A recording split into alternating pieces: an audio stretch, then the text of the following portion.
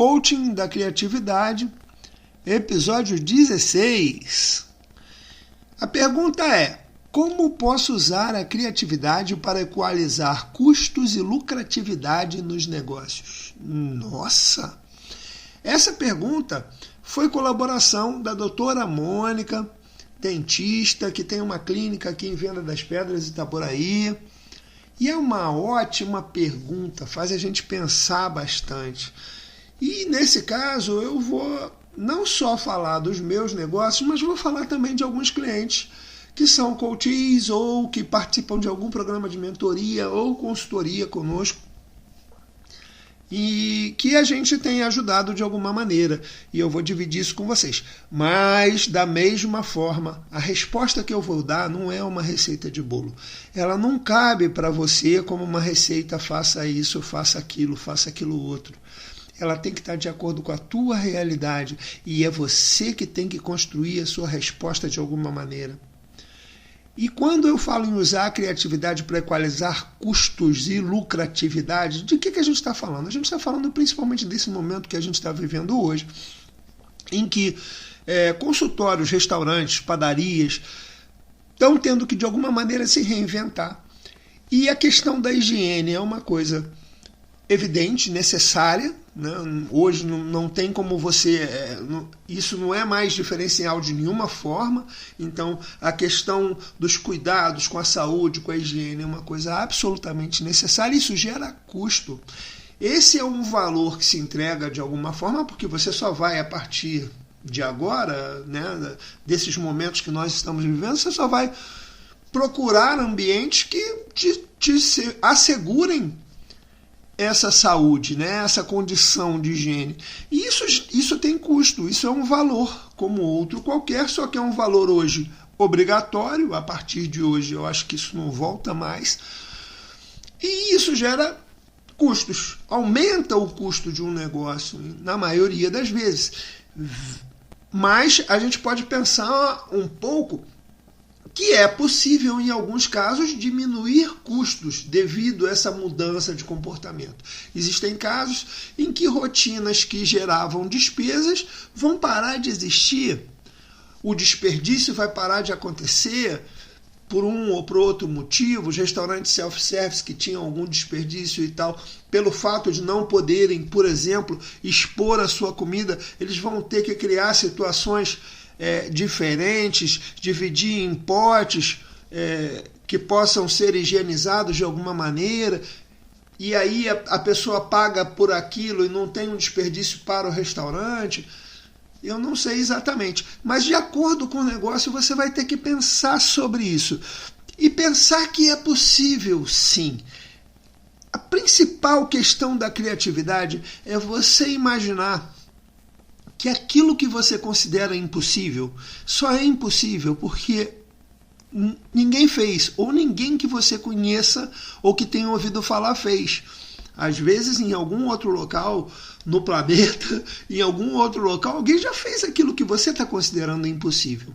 Então, o primeiro ponto para você resolver qualquer situação é entender que a criatividade é possível e que é possível você fazer algo que você não está enxergando nesse momento.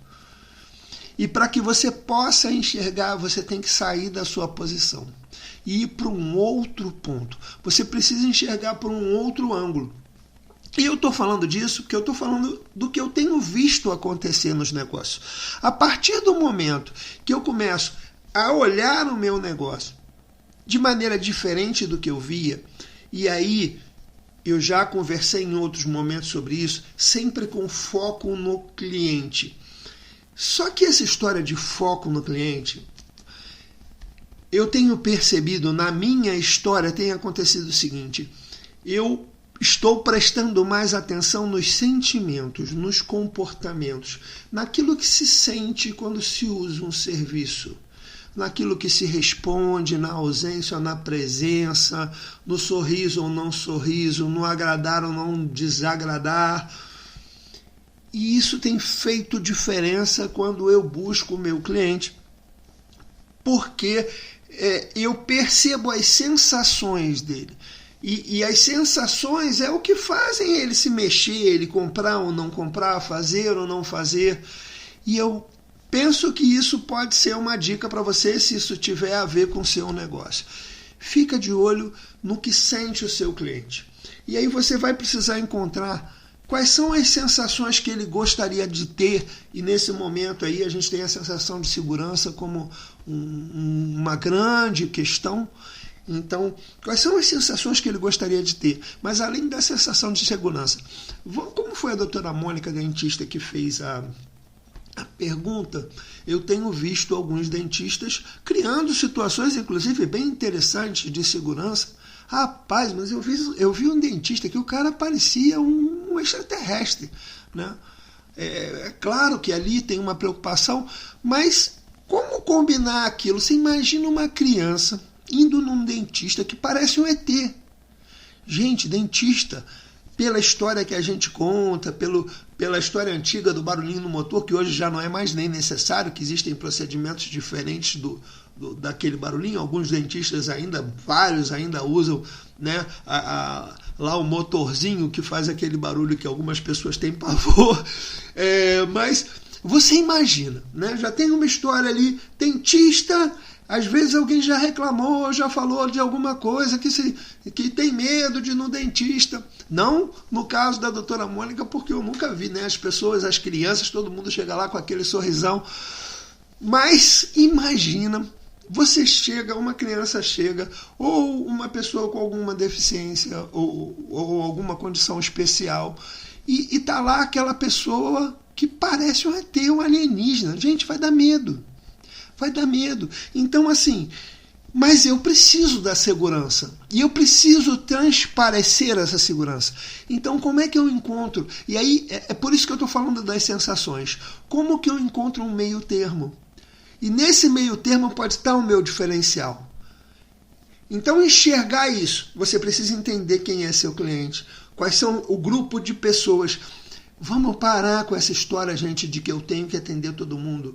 Você escolhe o tipo de cliente que você quer. O tipo de cliente. E aí eu falo, você escolhe, porque você vai fazer as suas ações, o seu investimento, tudo para o seu cliente. Então você sabe qual é o tipo de cliente que você quer. Se um cliente que paga mais um pouco, se paga menos um pouco, se o cliente que tem uma determinada característica, se é criança, se é adulto, então você sabe. Então você precisa entender qual é o seu público, qual é o público que gosta mais de estar no seu ambiente, no seu negócio. E aí, fazendo isso, as coisas vão acontecendo, você vai encontrar soluções específicas, você conhece bem, você sabe fazer muito bem aquilo. E aí está o grande segredo. Por quê? Porque a questão de... Se você vai ter um aumento no custo, de alguma maneira você vai ter que aumentar o teu preço de venda. Não tem muito jeito. Aí não tem mágica que se possa fazer. Se eu reduzo o custo, maravilha. Então eu posso até ganhar, eu posso aumentar a lucratividade. Se eu criei uma situação online e tal, que eu retiro um aluguel, alguma coisa, eu tiro esse custo da jogada, ainda vendo mais barato para o meu cliente, a lucratividade está show. Mas uma boa parte dos negócios não vai poder fazer isso. Então ele vai ter que elevar o custo. Quando ele eleva o custo, ele vai precisar elevar o preço. Mas quando você eleva o preço, entregando mais valores ou atendendo a mais necessidades ou a interesses do seu cliente, coisas que seu cliente quer, quando você entrega mais, você consegue cobrar um preço maior. E tem determinados valores que você não aumenta tanto o custo para entregar. E o teu cliente vai comprar porque aquilo atende a ele. Alguma questão de conforto no ambiente, da pessoa se sentir bem, até da questão da sonoridade, uma série de pequenas coisas que às vezes você não está prestando atenção, mas existem pessoas grupos de pessoas com características especiais que não estão sendo atendidas por ninguém e que você pode resolver esse problema e pode cobrar por isso. E aí você resolve, você consegue equalizar de alguma maneira. Equacionar acho que é mais legal, né? Equalizar porque não é igualar, mas equacionar de alguma maneira custos e lucratividade mesmo em tempos de crise, mesmo em tempos de isolamento social, mesmo em tempos de pandemia, de transformação como está acontecendo nesse momento.